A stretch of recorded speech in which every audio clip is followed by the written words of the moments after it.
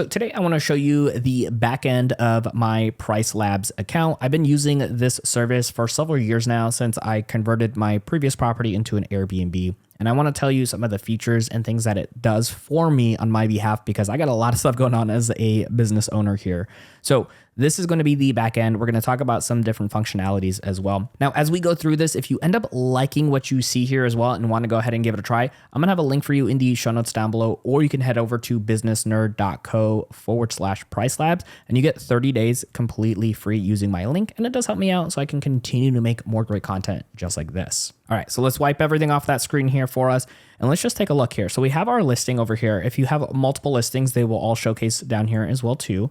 So what's really nice here for us is we can get a really clear overview. So if you have multiple properties, this is so nice to be able to see everything clearly. They have a 7, 30, and 9 or 60 day night schedule here. So it tells you like right now we don't have anybody booked for the next couple of days, but you see in our 30 days we're 70% full and our 60 days we're 85% full. So that's really great. And that does play a role in the dynamic pricing for us. So there's a couple other things we could do: minimum prices, base price, maximum price.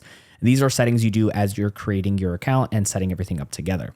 So here for us, we can go ahead and click on review prices. And this is kind of the meat and potatoes here for us when it comes to our dynamic pricing, because when it comes to where we're at, we're currently located in Phoenix with this property. Things can change on a dime, right? Something can be happening, events can be showing up, and we might not have the time to come back in and update these things in real time. You could see our syncing up is currently active because we could turn it off if we absolutely needed to. And I just want to show this right over here. So we mentioned the next 7 days we are currently unbooked. And so what ends up happening for us is that base price that we said that we wanted, which we can always change as well too, is now pretty much set for most of these days, except for closer to the weekend, because the way Pricelabs kind of says, hey, if you want to get booked, we got to lower these prices as much as possible, because if you want to get a booking, the time's running out, right? These days are going to be filled up. So let's go ahead and showcase. You're going to see all of these different prices over here for the following months because these are already booked, so these are closed off. But had they been not booked, these are the prices that they were estimating that they were going to go for on a given time. So I'm going to go ahead and go forward here to a time when the person that's currently staying is leaving. So that is March 16th. And so starting on the 17th, is going to be our next available booking. And you can see these prices are pretty high right here because, one, in Phoenix during this time of the year, it's around spring training. People are going to be here. It's going to be a very busy time of the year. So Pricelabs is automatically doing this for us to make sure that we're getting the best value for us because it's busy and we want to get these booked. Now, if the person that's staying is, going to be the only one that's booked by let's say March 3rd, these prices will automatically adjust for us based off of making sure that we have our fillings, because we want to make sure that we're booking as much as possible. Obviously, we got a current 7 days where nobody's booked. That's okay. It happens. Allows us to do some remodeling or, fixing up if we needed to. But I want to showcase if we keep going further along here.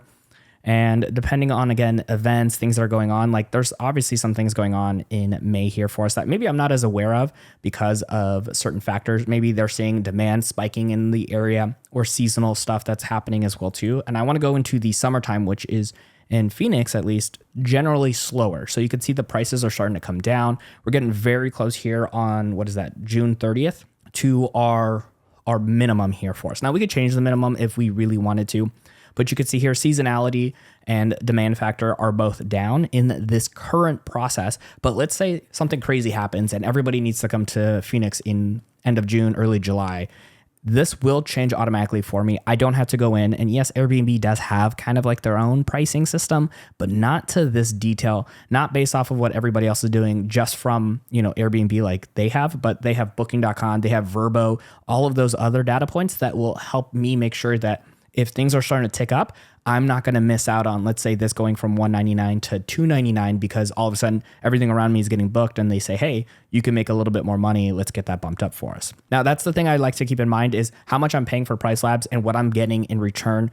I mean, it's just far and away a great ROI because of how much I'm making sure that on the day-to-day that these prices are reflecting based off of that proper demand for us. And again, you could see here, it's starting to tick back up once the weather cools down. And then here, we only have it, I think, for like 6 months to 9 months in the year. So anything that's blocked off here is just not currently available for it too. But you could even go in here, even when it's not yet available, and see those prices shifting as needed. And then of course you can look here in the neighborhood data, the hotel data, and the bookings insight to see how they're kind of getting all this information and what's working in your favor, not favor, by just hovering over and getting all of those different data points. Now, another great thing too is you can also apply different customizations here on the left-hand side of the screen. You can click on edit here, but you can change for last minute, orphan days. So if there are for sure, you're like, I do not want any empty days, I need these things booked, go below my minimum. You can definitely do that as well too. So just things to kind of keep out here for you as far as paying attention. They also do those things for you as well, which is so great.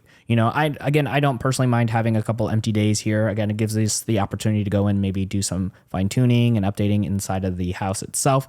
So for us, normally we do like to be pretty full. So we do make sure that these customizations are optimized for what we find to be the best when it comes to making sure we have as many days filled every single month. Now, this is just the tip of the iceberg when it comes to utilizing Pricelabs. There's always more to continue to learn once you start getting a good understanding of how this system works for you. And honestly, like I said earlier, the ROI on this is just top notch. You can go ahead and check out the link in the show notes down below, or head over to businessnerd.co/Pricelabs.